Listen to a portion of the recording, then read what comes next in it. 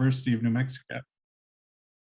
It's very meaningful to me to provide this introduction, given the profound impact of Dr. Duritic on my department. We have 3 exceptional faculty who have trained with Dr. Duritic, and they're all in our Center of Global Health. Doctors Castillo, Bradfute, and Castano have been outstanding faculty in the School of Medicine and have generated terrific independent science. These 3 faculty have been coined the 3 amigos in recognition of Dr. Duritic's favorite film from the 1980s. The impact of Dr. Duritic on the institution through his mentorship and growth of junior faculty is a theme of his scientific life. Dr. Duritic received his undergraduate, graduate, and postdoctoral education in Belgrade, Paris, and Chicago. He was a faculty member at the University of Texas and the University of Michigan prior to coming to New Mexico. The drive from San Antonio to Michigan took the Duritic family through New Mexico, where he and his wife were struck by the natural beauty of the land and the people. Perhaps Vojo and Duška should have just stopped then rather than delaying the inevitable.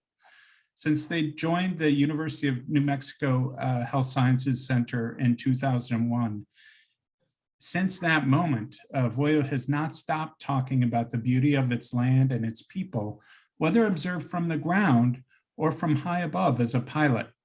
He is also someone you definitely want to bring with you when you're trying to recruit a faculty member or a spouse.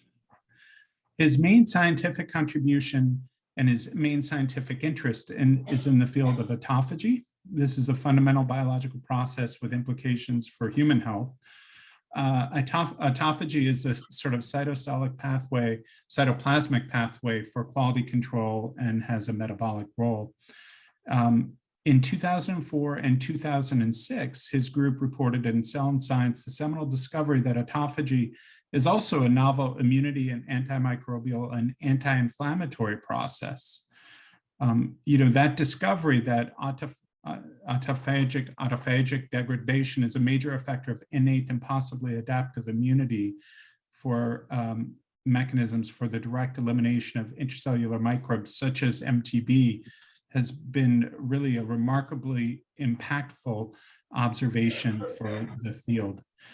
And it kind of added both inflammation and infection to the repertoire of autophagy. He's also continued to make incredibly important discoveries in the field of autophagy.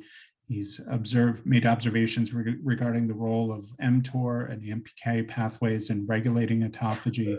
He's also looked upstream to mTOR and found that, while mTOR is needed for autophagy or the induction of autophagy, there are several upstream regulators of mTOR that actually could be therapeutic targets, such as cytosolic lectins.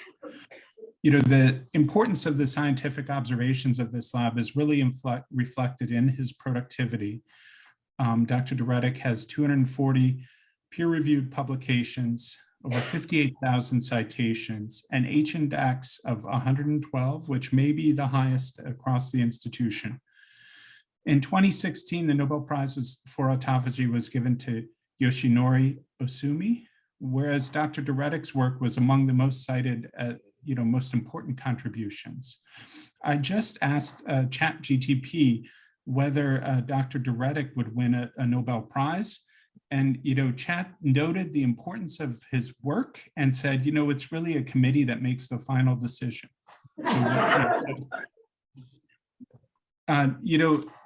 Despite, not getting the Nobel Prize, Dr. Duritic and his colleagues went on to form at UNM the AIMS Center, which is a P20 COBRE.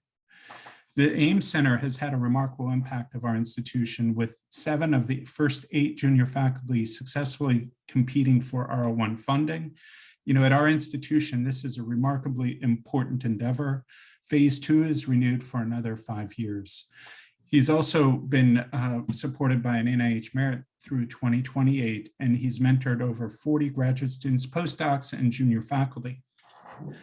I personally look forward to a lecture on autophagy and health and disease. In many ways, Vojo could also provide a lecture on sustained scientific excellence with over 30 years of really remarkable science. I would guess that he would reflect on the support of his wife, Duška, who's had a remarkable track record of her own of NIH funding, and really understands the grind of science. I know he would acknowledge the support of his colleagues and his faculty that he really values. I also think his ability to mitigate the damage done by his miniature schnauzers in terms of distraction and physical damage is very important to his productivity. And ultimately, he really just has a curiosity about things and really enjoys understanding how things work. He enjoys training the next generation and takes pride in their accomplishments. I'm very grateful that we're recognizing this outstanding scientist with the annual research lecture. Dr. Drederick.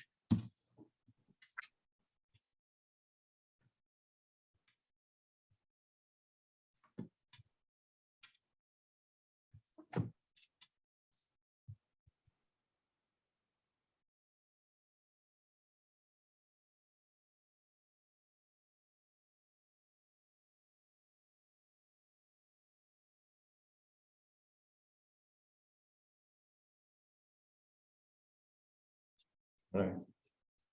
Well, thank you. I did prepare a few notes, but after Mark's introduction, I think I can safely throw them away.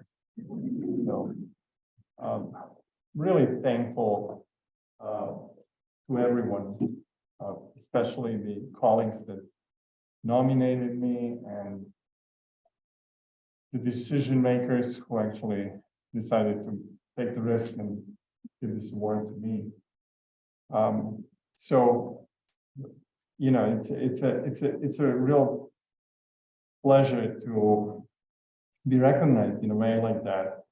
And I particularly treasure that this came from the main campus, or is presented from the main campus, representing the whole university.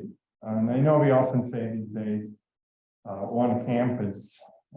And for me, unification is always good. I actually think of one world when I think of where we should be all together. So with that, let me see my notes that I've covered there. Oh yeah, I forgot to say that HSC announced that this presentation was yesterday. So I remember seeing huge crowds waiting for the hors d'oeuvres and so on. Like, it's particularly thankful to you who showed up today. Let's see if I can run this.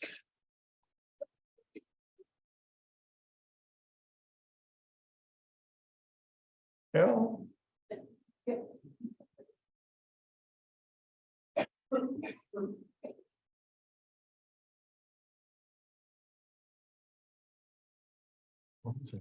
you might have been from left. All right, so greetings from the Ames Center. And as I alluded to, the whole world, I just want to remind you that we are not just supporting junior faculty, as Mark has so eloquently described, but we also have affiliates around the world. Actually, every inhabited continent, we don't have Antarctica, is represented as either as a consultant or an affiliate member. So just now, I'm sure that everybody in this audience can appreciate the point of this right side of the slide. And it's meant as a joke, but it's also, there is a serious backdrop to it. I think we should also celebrate today that given the really big impact of basic science that came through during COVID, all those years of people wondering why are we paying for some of these basic things? And actually that's what accelerated the development of vaccines when the standards of care didn't exist, where we were all in the confusion. And that actually allows us to be here. Well, I'm saying that at the same time, I want us collectively, or please join me in acknowledging the enormous efforts and the contributions of the medical healthcare delivery personnel and leaders and everybody at every level, from the person that checks you in to the physician that sees you, the doctor will see you now. So for all of those people under very taxing circumstances, they actually helped us through collectively to get to the point that we can now sit together. And they deliver the care. I hope this point was very clear. And actually, it shows that the basic science is important, but it also is, states the obvious, how the healthcare and what this institution does for the state of New Mexico is exceptionally important.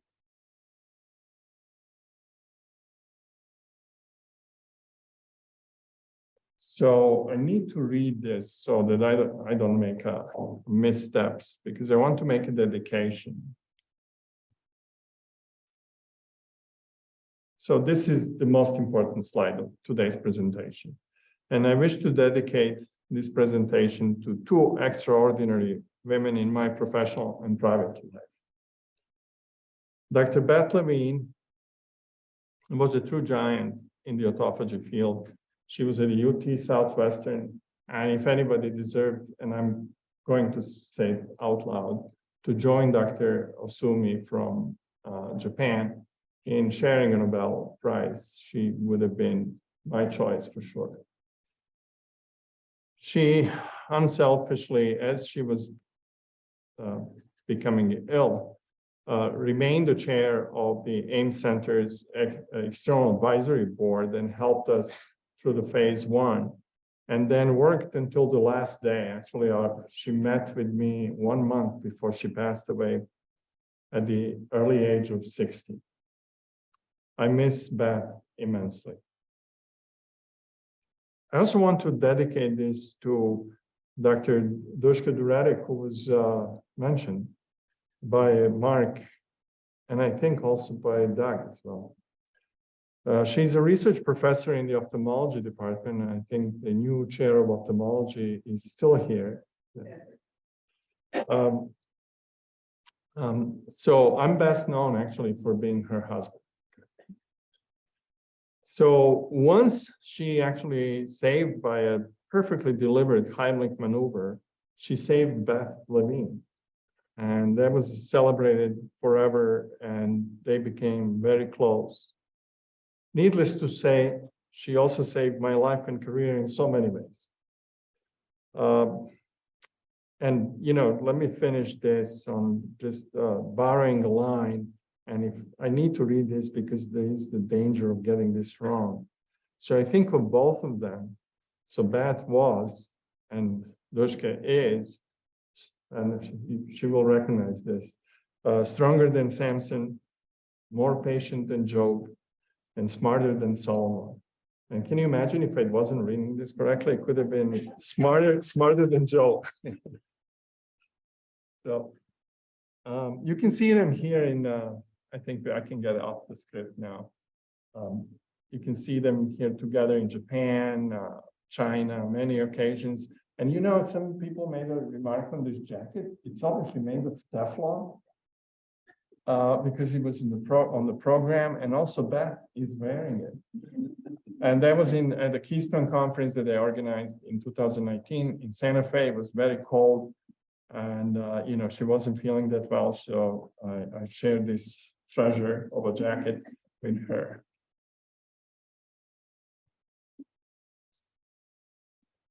So as promised, this lecture will be on autophagy. So the game plan is to tell you a little bit about general principles, although I think both Doug and Dr. Unruh introduced it so well that basically we can skip and just go straight to the reception. But I'll tell you, let me get my, 5 minutes here or 30 minutes. So I'll tell you about general principles of this process, and I'll try to weave in a retrospective of our work. Specifically, I'll talk about autophagy in immunity, infection, and inflammation.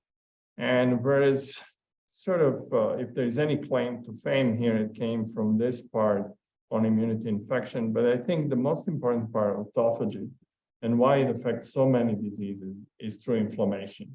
It's a big time regulator and suppressor of unnecessary inflammation. And then I'll finish with the current developments and future directions. There's some data slides, but we can skip them if we're running too late. So this wasn't my idea, quite frankly, to name the lecture the double membrane organelle. I'm not going to disclose who advised me to do that. It wasn't my wife. It wasn't anybody in the running for a Nobel Prize. But you know, it's a shameless allusion to the double helix.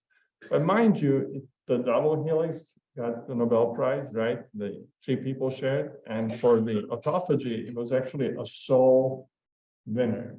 Dr. Sumi, who actually developed genetics for all of this in yeast. And the point here is that in 2016, a Nobel Prize for medicine and physiology was given to autophagy and Dr. Sumi. So what are the double membranes? You can see here these curious organelles that form inside the cytoplasm of cell. And they capture various targets. For example, here, this is probably a leaky mitochondrion. And if you didn't capture it, you would the cell will die. Heaven forbid, this is your neuron with some containing fond memories, right? So you want to eliminate bad mitochondria, right? There is a peroxisome here, and there's a lot of things that float inside the cell that need to be removed at any particular time. We don't know that this is happening silently inside all our cells, and this is what protects them from death, basically.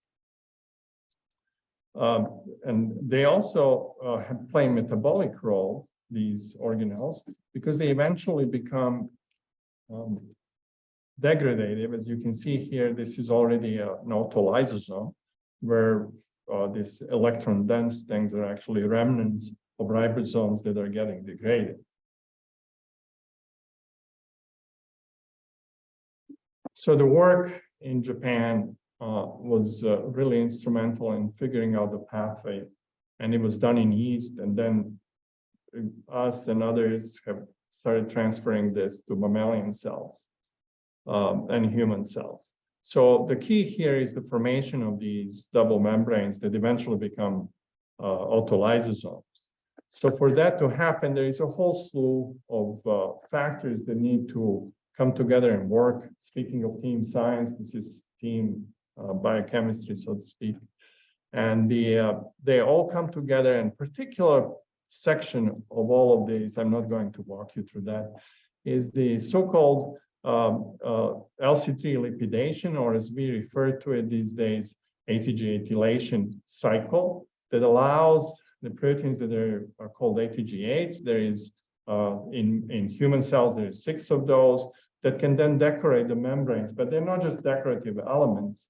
They then bend membranes, extend them, and eventually close them, so you can get this double membrane and complete the function of an autophagosome.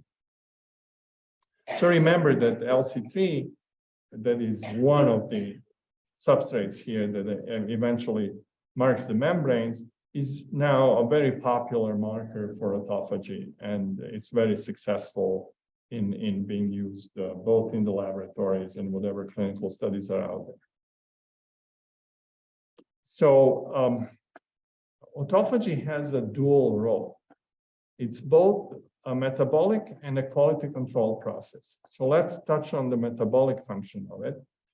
When cells starve, and this for a whole organism really doesn't work so well, because you would have to have some really drastic dieting. I don't think we would be all having the willpower to succeed in that.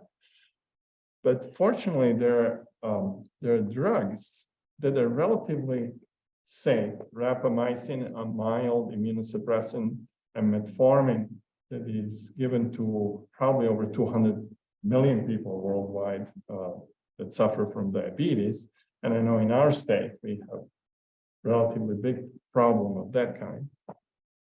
So these drugs work on mTOR and AMPK that Mark has alluded to, that drive this metabolic response of autophagy. In that case, autophagy is kind of blind, or so we think at the moment, and doesn't really select targets. It just goes and takes portions of the cytosol, digests them, and then produces the nutrients and the energy eventually coming out of those that will sustain life of the cell. So to remind you again, this is the metabolic aspect of it. But it has the totally another function, and that is the quality control function. I already showed you mitochondria and peroxisomes and other things that end up in these organelles and to be digested. And here is a whole list of targets that are targeted by specific receptors that then bring such cargo into the autophagosomes for degradation. You already know mitochondria and peroxisomes. Also, damaged lysosomes can be taken in, ribosomes, ER, lipid droplets. Don't think that this will save us from, extra fat. It's probably not. And then, very importantly, probably super important for neurodegenerative diseases is that that these aggregates that can form, and you can call them whatever you want, but in principle, for example, it can be tau, it can be Alzheimer's, plaques and tangles. Before they get out of the cells, they form aggregates inside the cells, and autophagy can clear them in a way through this selective autophagy. Okay, and here, somewhat hidden, is where we worked on the pathogen removal by autophagy. So, you can imagine that if a microbe gets into the cell, that there's very few things that the cell can do to deal with it, and autophagy is one of those. So with all of that, you can imagine that the autophagy, through the work of many scientists around the world, has been recognized and associated with many types of human diseases, neurodegenerative disorders, Alzheimer's, Parkinson's, Lou Gehrig's, or what have you, cardiovascular disease, pulmonary disorders, liver disease, renal, and reproductive. There's also ocular studies, especially on retina. And then here is some of the systemic illnesses like cancer, again, immunity to pathogens, autoimmune disorders, metabolic syndrome, and so on and so forth. So this is from these reviews that came out relatively recently, and the field is just continuing to work on all of this. Obviously, this is a large group of scientists all over the world engaged in trying to understand how autophagy can be used to actually help with this. And I just want to make sure that we don't miss to make a connection to New Mexico, because I highlighted here in red the 10 leading causes of death in New Mexico as ranked in 2020. And these ones in red are all presented here. So one other thing I want to draw your attention to is that aging is not mentioned. But you know why? Aging is not a disease, right? But there are many diseases associated with aging, and actually a lot of this would happen in that context. So I think Mark said that I started my career as an independent faculty working on tuberculosis and cystic fibrosis, basically chronic respiratory disease and infections associated with it. So I just wanted to bring us to the pre-autophagy world.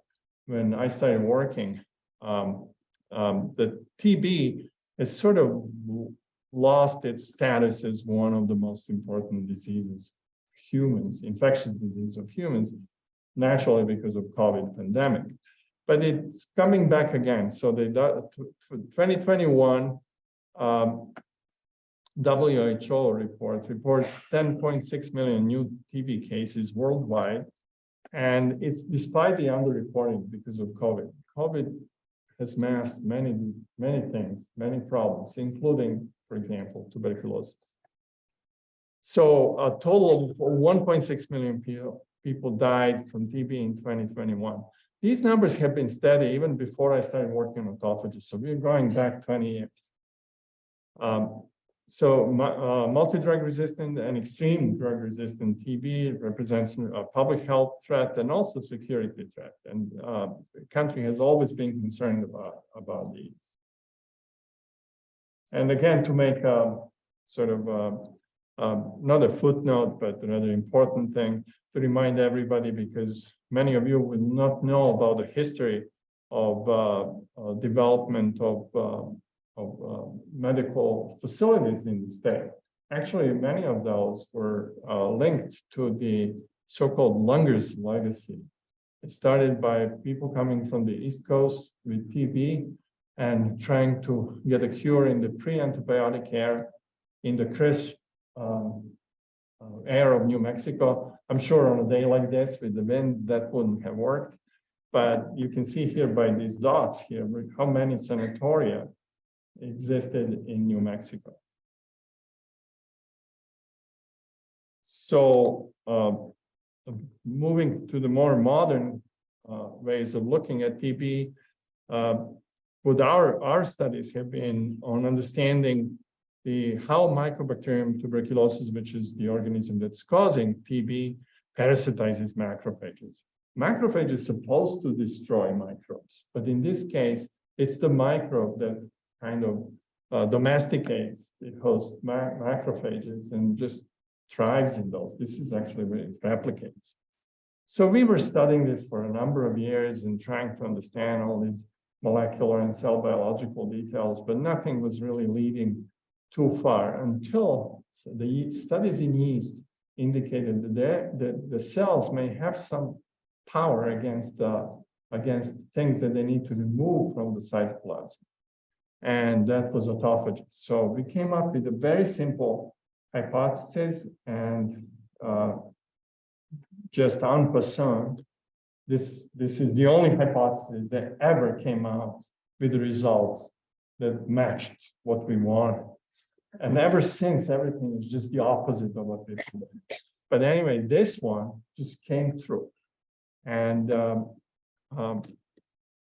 what you can see here is the title of that. And that's sort of, and also this graph here, where we showed in a publication in 2004 in Cell, that autophagy actually can protect against intracellular microbes, showing it using Mycobacterium tuberculosis. And this was done here in New Mexico, published in 2004. And you can see how the field grew afterwards in terms of how many publications have been citing Maxey's paper. Maxey is the first author on this. He's now he's actually a rising star at the Crick Institute in London. He has his own laboratory. He's very popular. He's also a wine connoisseur, so I'm sure he's popular in part because of that. But also some of this comes from this paper because it's pretty famous. So you can already see here some early indications that perhaps you can pharmacologically do something, because starvation, we already dismissed that as an approach. But here's rapamycin can actually help remove MTB or rather kill it by inducing autophagy. So then one of the three amigos already announced, I don't know whether he's here, Alicia Castillo, who spent some time in my lab, who is now an assistant professor in internal medicine and with his own R01. What we did was to actually move this from the in vitro or ex vivo into a mouse model. Surely it crossed our mind immediately, maybe there will be a way to do some clinical studies, but you cannot really in earnest to do that until you pass it through a respected animal model when available. So we did that, and Alicia has shown that this particular mouse that's lacking ATG5, that's one of those ATG ethylation or LC3 liquidation systems running autophagy, that if that happens, you have these huge lesions, and actually the mouse curve is really precipitous death when they're infected with TB. This was at first confirmed by a group at UCSF, but then there was a little bit of controversy. Well, maybe not so little. There was a Nature editorial saying that autophagy is not the answer for TB, because there was a very influential paper that confirmed our findings and the findings from UCSF, but they went a step further and they knocked out many other genes that are involved in autophagy. And then they reported that they don't really work, that the mice are happy. However, just recently, actually these are studies in press.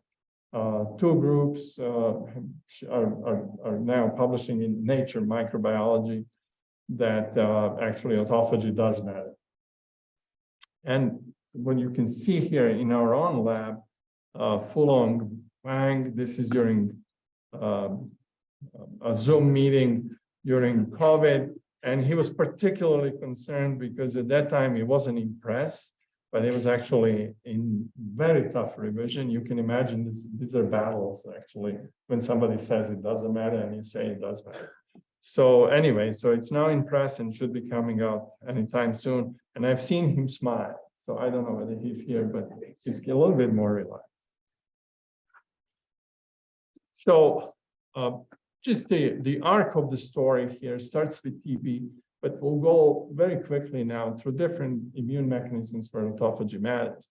So Jim Harris, who came to us from Oxford, so he was really well tuned to carry out this complex study where he showed while with me that the T cells can direct autophagy in target cells. So this is comparing Th1 and Th2s. That was back, I don't see the year here, but it's been a while. He's now at Monash University in Australia and in Melbourne, and is enjoying both the science and life there. So this is Sudha Singh, who I believe was at the VA afterwards, and Alex Davis, who is in the Department of Ophthalmology. He received his PhD with me, but then went on to get his MD degree, and is now in ophthalmology in Department of Ophthalmology, and he's a cornea specialist. So they both worked on this. You can see a first and second author on showing that actually autophagy through specific upstream regulators can induce the killing of mycobacteria, and that was published in Science in 2006. Santosh Chauhan, who was very productive in the lab, he's now a big shot in India, I understand. So he showed again that this is broader in different pathogens, different conditions, and also in inflammation in general. So speaking of inflammation in general, the autophagy is an immune and anti-inflammatory mechanism. And here, Monica Delgado, who did a really nice work on connecting TLRs or these receptors, innate immunity receptors, to control of autophagy. And Nicolas Dupont, Nicolas is now back in Paris. I can picture him each time I see a photo of him. I'm sure he's probably in a bistro, but it's at the same time very productive. And I see that he's publishing in high journals. So anyway, what he showed is a very influential paper in which we actually named secretory autophagy, because everybody thinks autophagies are just degrading, but actually it can help expel things from the cell. And that way you get, in this particular case, it was one of the major cytokines of inflammation, IL-1 beta was a part of this pathway. Marisa Pompuak, she came to us from Washington University in St. Louis and did this work published in Immunity, where she actually figured out how autophagy actually kills the intracellular microbes. She's now in Thailand. She's, I think, an associate professor in Bangkok. And Manohar Pillai, who is another trainee who is now, I think, at NIH. The last time I looked, he was at NIH. He also connected autophagy with one of the major signaling pathways in innate immunity, going through TPK1.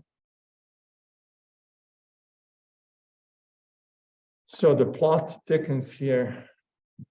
Stay with me, right? So autophagy in infection and inflammation continues. Of course, we were not foolish not to look at some major viruses. So this is a connection to the HIV. And George Che, who actually is now, I think, an associate professor, I'm not sure, at Washington University in St. Louis. And he published this paper that we found that autophagy can intersect with HIV biogenesis. And Mike Mandel, who is really a star, I think, at this institution, who is now an associate professor in MGM, has discovered various pathways and connections on how HIV and autophagy intersect, but at the same time, in his own laboratory, he's actually expanding this in some very interesting directions. So I would say, if you want to have an interesting seminar or more interesting than this one, invite Mike to give it. So I'll finish this part just by saying that, of course, during COVID, we couldn't resist. And we looked at the SARS-CoV-2, the causative agent of COVID-19, and discovered that actually, Stephen, who is here, Stephen Bradfield, contributed to this, that the autophagy and SARS-CoV-2 compete for the double membranes inside the cell. So this is a very complex paper, and I'm giving you here a sort of really a double distilled product of what would be important in the context of COVID or SARS-CoV-2. Curiously, SARS, or the COVID agent, is actually lives and replicates inside double membranes that people thought initially maybe they're autophagosomes. They're not. In fact, autophagosomes and these DMVs, or double membrane vesicles, that harbor the viral nucleic acids and where things are synthesized, they compete for each other. So this was done by Suresh Kumar, who is now back in India, and Ruhina, who is here still with me. And interestingly, we identified the protein, and that's NSP6 in SARS-CoV-2 that attacks this one of the proteins that is important to make autophagosomal double membranes. So basically, coronavirus is stealing the capacity of the cell to make these double membranes. This is in keeping with the overall theme, double membrane, remember that. And not without controversy, chloroquine actually binds to the same, it's actually inhibiting the same protein as the SARS would be. So if I look at this from this perspective, I would have predicted that chloroquine wouldn't have been a good idea because it's blocking autophagy and probably would have helped coronavirus. But I think it's way past. Now we have vaccines and that. So we don't need to worry about it. And we have specific agents. So we were not the only ones working on this. There was a lot of people around the world working on the immune aspects of autophagy. So to summarize, both what we did and what the field produced in general, it's very clear now that autophagy affects cell autonomous defense against microbes. There's the area of immunometabolism, which is very important.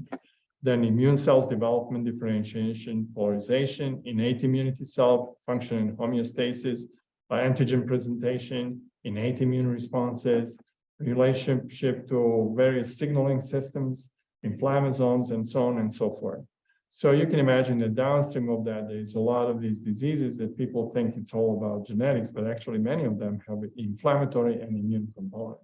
So for example, cancer is on the spectrum between the autoimmunity and cancer, the way I see it, and it's an immunological spectrum. So autophagy can perhaps help with that. Metabolic diseases, diabetes, cardiovascular infections, all that lumped together, I think it's pretty critical stuff. And then we are all bound to experience this unless something else happens before, and that is neurodegeneration. So we need to work harder on that, and hopefully autophagy can do something about it. And it also has inflammatory component. So what are we doing next? Is this the end? Is the arc? No. Is the rainbow touching the never found the pot of gold? No, actually, there is a twist in the story. And this came several years ago when we and others realized that this is not all about double membrane, that these things actually do other jobs rather than autophagy, sort of moonlighting. So we are interested in, nevertheless, developing drugs that will target autophagy. And this is a difficult task if you want to do it right. So, you know, just a quick gratification run on finding something that will do something, I'm not so sure that that's the right approach. So we are still kind of mostly trying to understand how these processes work and what would be the worthwhile targets and how to approach them. Anyway, we now know that it is autophagy that's canonical and non-canonical. So we also understand that the ATG8s and the ATG acylation and LC3 factors are more general stress response protecting against inflammation. And I will just give you a teaser that on ongoing studies where ATG acylation is basically a guardian of cellular membranes. They help with the membrane repair and remodeling. And you can imagine that our cells get scratched quite a bit. I mean, it's really a nice, soft and fuzzy object, and you know, many things can cause damage, membrane damage. So now there will be a test after this, okay? Now I'm just going really to breeze through this. This is just to show you that actually the system that is running autophagy, or rather ATG acylation, is very similar to a well-known process of ubiquitination. So ubiquitins mostly work with proteins. And so what we believe and have published in this review recent in 2022, that ATG acylation does to membranes what ubiquitin does to proteins. And I think it's quite exciting concept. I'm totally rejuvenated by thinking on this. And I think we have retransformed our lab into trying to pursue this. So downstream of that is canonical autophagy, non-canonical autophagy independent processes here, and we're discovering them one after another, and so does the field. So things are moving in a direction that we couldn't predict when we started this with some of those perhaps naive ideas at the beginning. So the non-canonical roles, and this is when Jingyu Kusano comes into play. She was exceptionally productive while being in the lab. Now she has her own laboratory and is supported by a relatively decent grant from the Ames Center, and is in Mark Andrews' department as an assistant professor with her own lab. But while she was with me, she published all of this work showing that ATG acylation and related processes actually help with the membrane damage. And she focused on the lysosomal organelles, and you know, these are really dangerous. If you spill out the guts, basically what's going to happen is the cell will not be happy. So she figured out how all of that works. So just giving you examples of what can cause these problems with membranes. And then finally, Aurore Claude Topin, who was here, also had schnauzers, so that was a shared interest. So she is now back in Paris and has published this really beautiful paper in showing that autophagy factors can also protect the plasma membrane from damage. And again, the usual cast of characters that we work, and this is big time pathogens. So we don't look for anything that is less deadly. So these are causing these membrane damages of the cell surface, and the autophagy proteins come and help with that. And they do it. This is really cool how this works. She figured out using unbiased approaches and found the interactors with these proteins. And actually, these are, if you're a surgeon, this is your microsurgery on membranes, basically. It's very, very small, but it kind of stitches the membranes together and the hole is gone. And finally, Ruhina is bringing us together back where we started with the double membrane. She's applying this ingenious method that I will not describe here because I can already hear some sounds from the reception that actually there's the closure, because the double membrane must come from somewhere. So it starts without being a double membrane. So then it closes into a double membrane. And that's what Ruhina is figuring out now. Again, another tough revision, but we'll see what happens. So in summary, what did they tell you about today? It's that there is canonical and non-canonical autophagy. They both play a role in human health and disease. I've focused on the immunity and control of inflammation as key outputs. There are other outputs, but this is what we study. ATG factors work in canonical autophagy, but have other homeostatic functions that are yet to be understood. And this is where I feel like I'm just starting, and as a scientist. And ongoing and future directions, ATG etylation processes against damaged and stressed membranes as a source of inflammation. So this is maybe, if I'm still around, maybe another talk without an award would be on the principles, applications, and hopefully drugs. So with that, I do have a nugget of wisdom here that's not mine. And that is to thank the past and present trainees and colleagues. As Dr. Zidonis said, the team science is always actually the best approach to how to do things. And we train each other laterally, vertically, whichever way. But it really works the best when we are together. And I know this is kind of out of touch a little bit to cite Winston Churchill, but I really like how he plays with words. And it's brilliant here. So we make a living by what we get, but we make a life by what we get. I think this is the essence of mentoring.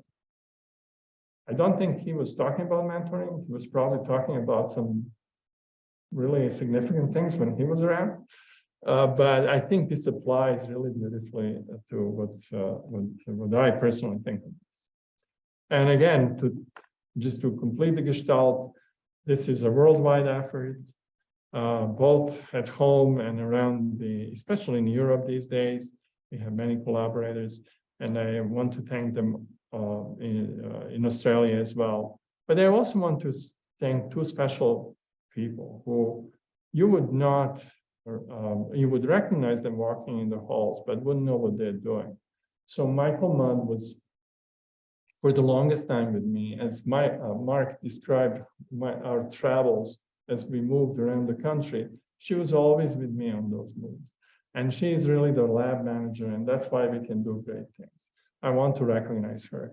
And then Sally Ann Garcia, who I'm eternally thankful for, letting me stay as a scientist, be a scientist while running a department, because it wouldn't be possible at all without Sally Ann. And what's really remarkable, I think Sally Ann has become an ally, not just only in administrative matters, she can actually correct me on some of these autophagy issues.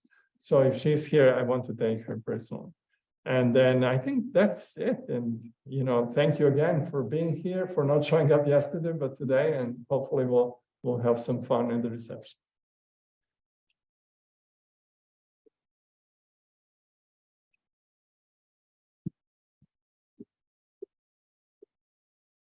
Thank you, Dr. Durek, for a wonderful lecture. We do have some time for a Q&A session. And if anybody has a question from the audience, just raise your hand and we'll run a microphone to you. If our folks online have any questions, please feel free to use the Q&A function in Zoom to submit your questions, and we can be able to see those questions here as well.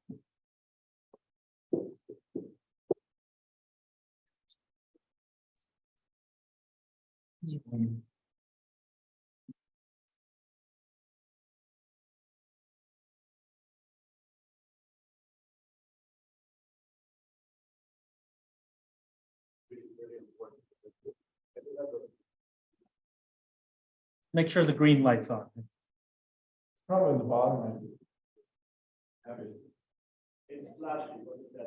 Talk really loud. Yes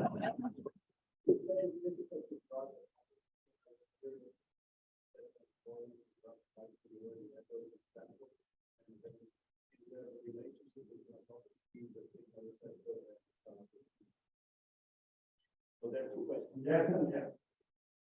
That was a good answer. But my point is a little bit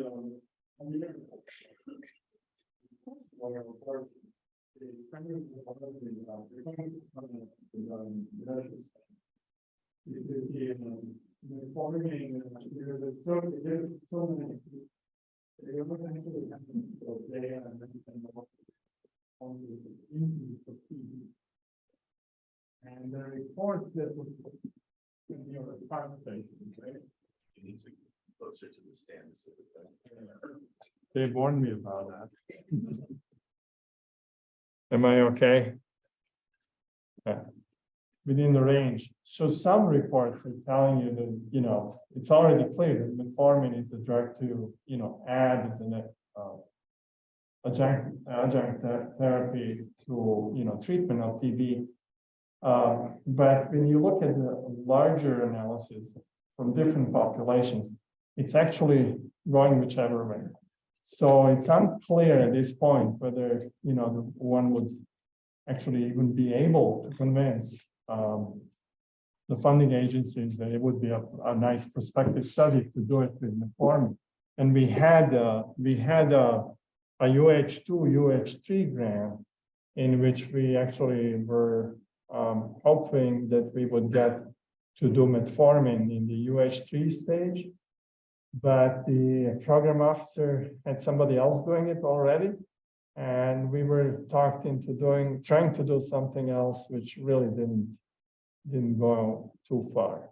So, you know, we should revisit this at some point, and I'm still hopeful that metformin, if nothing else, is going to treat the underlying disease or comorbidities, because diabetes is a big factor now in incidence of TB. So at face value, it's a good thing to take, but whether I will take it, I'm not sure.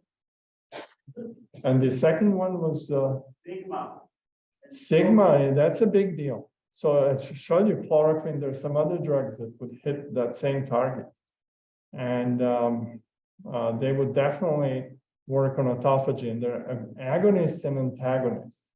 Now, we don't know whether those are agonists and antagonists would antagonize NSP6 or coronavirus, but they might. We didn't do the experiments, but I think we are all set with these vaccines and the existing drugs. I'm not saying it's over, but I think we're in pretty good shape. I'm sure that big pharma will always find a 10% increase on something and have another drug on the market, change the standard of care or something. But, you know, I don't think we would be, at least my laboratory would be going in that direction. But for TB, we're still very hopeful.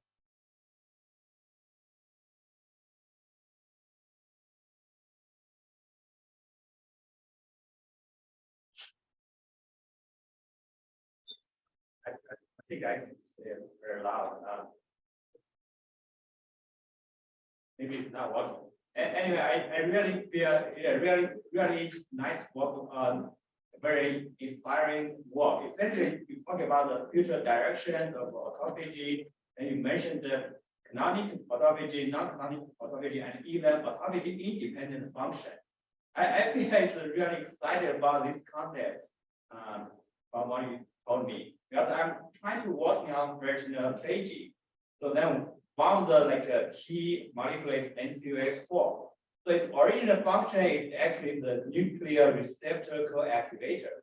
So then I think it's getting well known about its role in personal paging. But I think unfortunately, what I was trying to integrate it with autophagy center, right? But what I look into deep this molecule, then I found some I feel it's kind of exciting to me, but then it seems to be autophagy or personophagy independent function. I think my question is whether you think that still can be considered or very interesting to autophagy field or not. Well, there's I- both. There's both. You just have to keep in mind that it's not one process only, but that there are these branching things. And it doesn't necessarily mean in the case of NCOA4, which is believed to take ferritin into autophagosomes for the so-called ferritinophagy process, or rather degradation of ferritin. And I think that's true, that it's doing that. But at the same time, there are papers that I'm sure you're aware of that have published, the publications are showing that it's really not the whole autophagy pathway, but that there is actually some, the cast of characters is a little bit different, but overlaps with the NCOA4. And I can point you to that paper later on. I'm sure you're aware of it. It's from Lon Murphy at when he was with a big pharma. Now he works for a smaller company in Boston. Yeah, so it's kind of following question. So when we talk about this different function from one molecule, then when we try to target therapeutically, we need to worry about the side You hit the enter key on the keyboard or nail. I think it's really, sometimes when we talk about translation, it's really fantastic that we are all committed to that. But at the same time, it cannot be a mindless stampede to try to get drugs as fast as possible. I think we need to understand processes. And I think sometimes we already do understand it. I'm sure we should be developing better drugs for those. But in this case, this is still relatively new, and especially these branching parts. So you could be, you may be screening for a drug using LC3 as a output, and actually you haven't even touched the autophagy, or you don't even know what's happening behind it. So I caution myself first of all, but then hopefully others will understand the message that we need to really dissect this, and you need to know what you're doing and what kind of drug, what's the purpose, what's the disease, what is it that you're going to do. I think we all want to make a name and become famous for a new drug, but I think it's not going to happen so easy. I think the deep understanding is where it comes. And you actually understood this, and I'm very pleased. So I accomplished something today.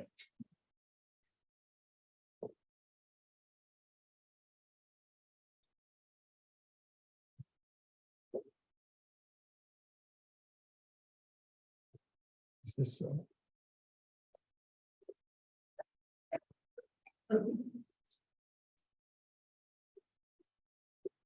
You get too far back, I guess the microphone stopped working. So again, thank you, Dr. Duredic. At this moment, I'd like to invite the Vice President for Research, Ellen Fisher, to say a few words and closing remarks. Okay. All right, I'm gonna come out here and not stand too close to anything, including the much taller person. And I have a piece of paper, so I was glad to see. I really feel like I come out of the zero tonight. And I'm gonna say a couple words. First of all, thank you all for coming, and thank you for just an amazing. This was really interesting, and it's not at all my field. I'm a materials person. I'm a material chemist. But I wanted to make a couple of remarks in how this is really like an amazing thing to see the work of someone who's been at UNF for a long time, but also has been lots of other places. And one of my mantras that I actually heard the words come out of the president and the provost, and I'm really happy to see it, and that is that research is education. And a lot of times when I say that, what I'm really trying to say is that at the university, we often make this artificial construct between this is academics and this is research, and somehow these two things are not the same. And what I would say is that it also means to me that when we think about research as education, we're also educating ourselves as human beings about the world around us and how it functions. And that whole concept of thinking about how do we dream big, because some of the work that you talked about that was done 20 years ago, if you could have looked forward to the pandemic of 2020, 2021, 22, 23 now, would you have imagined that you would be doing this kind of work on a global pandemic based on the work you were doing back in 2001, 2004, et cetera? Okay, now we're losing me. I don't know if that's, so I just wanted to make that observation that this is really about research as being education for us as human beings. And I think that our 67 ARL awardee really absolutely epitomizes that whole concept of research as education from all aspects of that. So I wanted to just highlight that. And I also wanted to just make a couple, three more other notes, observations that I made. First is that the Nobel Committee really missed a real opportunity, I think. I think that's a take-home message for all of us. UNM could have a Nobel Prize winner right now. And took that, yeah, think about that.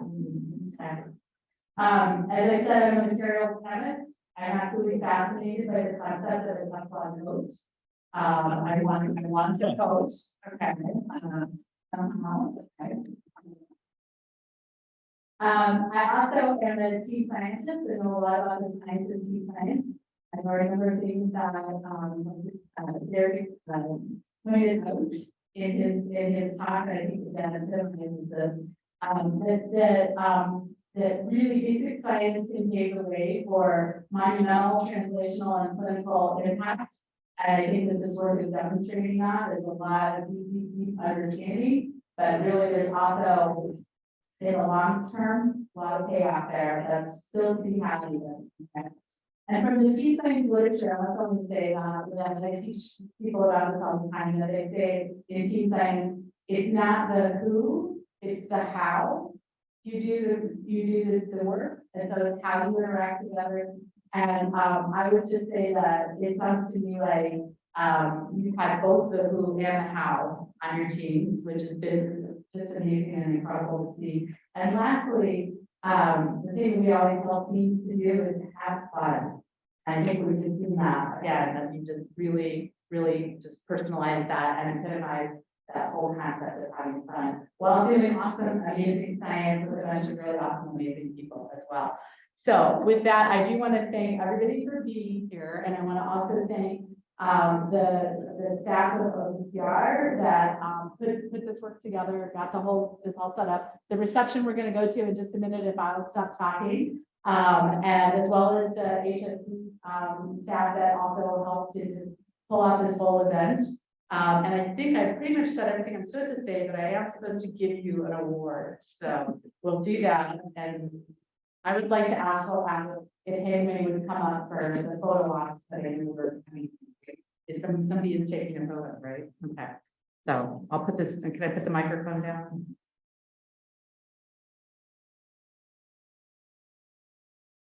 Okay.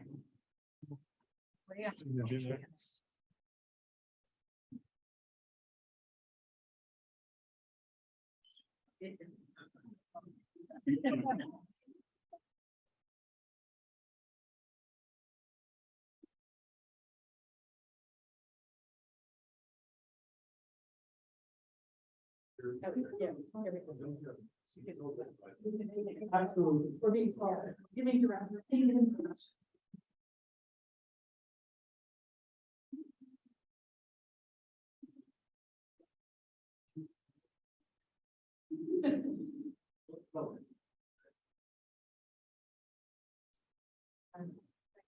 Thank you.